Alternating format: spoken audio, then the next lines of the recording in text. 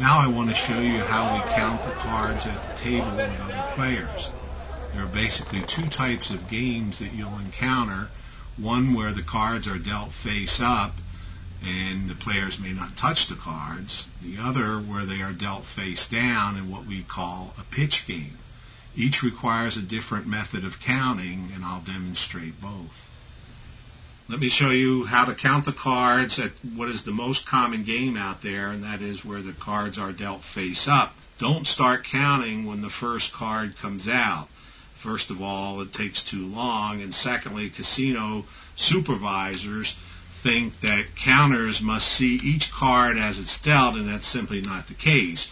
What you want to do here is begin your count with the dealer's card, so it would be 1. Then count in pairs as we go around. So now it's 2. This is a 0 card, and that's a 1, so the count is 2. Still 2. Count is even. Count is 2. Dealer takes a whole card, and then people signal for hits. We get a double over here. Count is 2, still 2. Hits that. That's a 3. Doubles that. Now we have 4, my usual double card. Count the dealer's whole card, still 4. Dealer's hit card is 3. Now that you've played the first round, the number that you have in your mind is what we call the running count. In this case, the running count is 3, and you need to remember that because we will begin the second round of play using that number. In Lesson 5, I'll show you what we do with this information, but for now, just concentrate on doing what you need to do to keep track of the running count. So remember, it's 3. Don't count yet. 2. Still 2.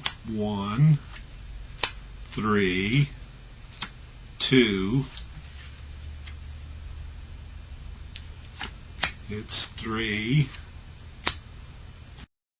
Still 3. 2. 1. The other type of game you may run into is what we call a pitch game. This is where the cards are dealt to the player and the players may touch the cards. However, they are dealt face down, so counting them is not an easy process. The technique for dealing pitch games seems to vary from casino to casino, but the key point for you is to learn how to count the cards in a consistent manner. This is very easily accomplished, and let me demonstrate that. The best way for me to demonstrate how to count at a pitch game is for me to just act as a dealer, and I'll kind of talk you through the hands and explain it as we go along. The important thing to remember is if you're going to be playing pitch games, go to the casino and watch how the procedure goes before you sit down. You'll pick up on it quick enough. So let's give everybody a hand here. We have 2 players and we have the dealer. Generally will not expose their up card until everybody gets their card. So the first cards that you'll likely see will be your own.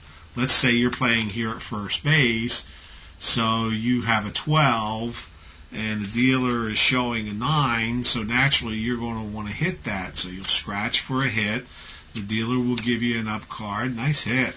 You'll tuck your hand under your chips, indicating that you want to stand. And basically, so far as we have a count of 1 based upon your cards. Now this player has a pair of aces, so he'll flip those over, place up another bet on the side of each card, and will get a hit. So hits that with a 10, hits that with a 10. Beautiful. See what happens when I'm the dealer? The important thing is to count the cards as you see them. So we have a count of 1, M1, M3. The dealer will play his hand, M4. And now the dealer will pay off and go around and pick up the cards. In the case of this hand, we're at M4. Let's say this wasn't you sitting over here. What the dealer will do is flip these cards over to check the total of this hand.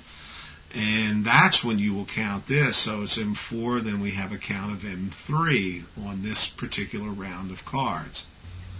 I know this looks complicated, But an easy way to check yourself is to just go and observe a game, and then it will come to you.